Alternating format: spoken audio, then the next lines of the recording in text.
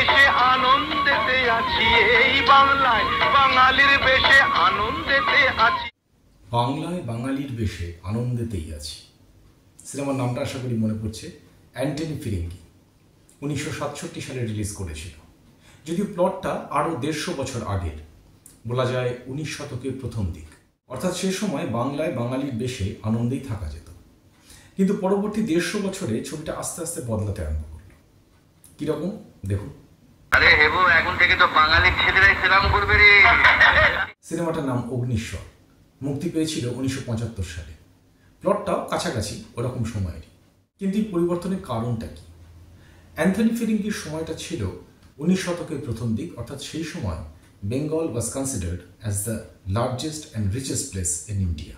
আর সেই কারণে east India company গোটা ভারতবর্ষ পড়ে থাকতে এই বাংলাতেই তাদের বাণিজ্যটাকে শুরু করেছিল, যা কবি ভাষায় পোহালে সর্বরই দেখা দিল রাজদণ্ড রূপে। কিন্তু এর পরের ইতিহাসটা বড্ড করুণ। গত প্রায় 150-200 বছর ধরে বাঙালিকে হাতে এবং ভাতে সব রকমভাবে মারার পরিকল্পনা হয়েছে। বাঙালির মেরুদণ্ডকে ভেঙে দেওয়ার সব রকম চেষ্টা হয়েছে। স্বাধীনতার সময় বাংলা ভাগ হয়েছে, বাংলা থেকে একটার পর একটা কলকারখানা চলে গেছে। বাংলার অর্থনীতি, বাংলার স্বাস্থ্য, শিক্ষা সব কিছুকে আস্তে আস্তে নষ্ট করে দেওয়া হয়েছে। যে বাংলায় জগৎ শেঠের মতো এশিয়ার সবচেয়ে বড়লোক মানুষটা থাকতেন, সেই বাংলার বাঙালিকে চাকরি করতে যেতে হচ্ছে হায়দ্রাবাদ বা ব্যাঙ্গালোর। যে বাংলায় গড়ে উঠেছিল সারা ভারতের জ্ঞান বিজ্ঞান চর্চার প্রথম প্রতিষ্ঠান হিন্দু কলেজ, সেই বাঙালিকে আজকে শিক্ষা লাভের জন্য যেতে হচ্ছে মুম্বাই বা দিল্লি। যে বাংলায় গড়ে উঠেছিল ভারতের প্রথম মেডিকেল কলেজ সেই 1835 সালে, সেই বাঙালিকে আজকে চিকিৎসার জন্য দৌড়তে হচ্ছে ভেলোর। কিন্তু একটু চিন্তা করলে দেখা যাবে যে এই মেকানিজমটা ঠিক আজকের নয়। এটা দীর্ঘদিন ধরে চলে আসা একটা সুপরিকল্পিত ব্যবস্থা। মাঝে মাঝে মনে হয় যে বাঙালি জাতিটাকে বোধহয় সারা পৃথিবী খুব ভয় পায়।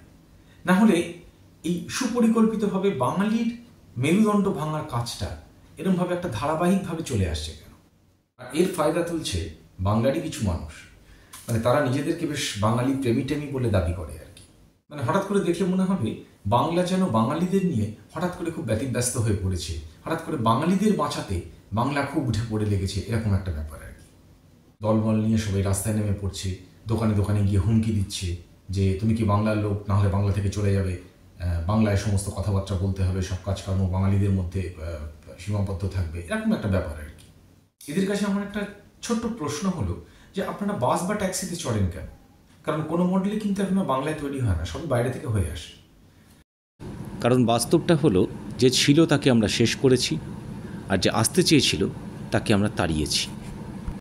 এরা আবার ইলেকট্রিসিটিও ব্যবহার করে।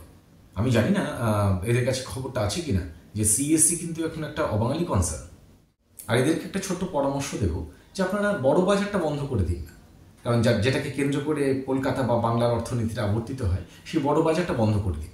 কারণ ওখানে বাঙালি হাতে গুনে বলা যায় কজন আছে আর কি।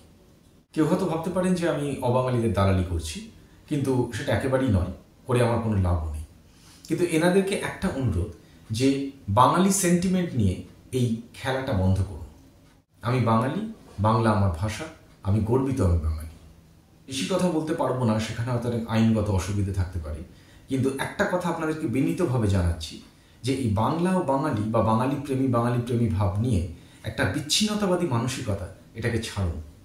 আর হিন্দি আগ্রাসনের কথা যদি বলেন তাহলে তার জন্য অবাঙালিদের দায়ী করে লাভ নেই, বাঙালিটাই যথেষ্ট।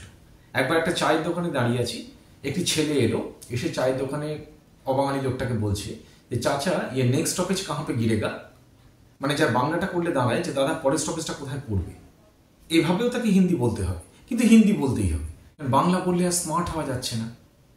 একবার একটি অবাঙালি লোক আমাকে প্রশ্ন করেছিল, আর ইউ বেঙ্গলি? বললাম ইয়েস। বলে sir you speak the sweetest language in India. কিন্তু এত কিছু সত্ত্বেও বাঙালি জায়গায় আছে। বাঙালি জানে বাঙালিকে কি করতে হবে। এর মানে তুই উন্নতি করবি? করবো, আলবাত করবো। I will go to the top. Yes, that's the spirit. We must go to the top. আজ বাঙালির চিরকালের ম্যাটনি আইডল মহানায়ক উত্তম কুমারের মৃত্যুদিন, তাই তাকে স্মরণ করেই আজকের পর্ব শেষ করলাম। নমস্কার।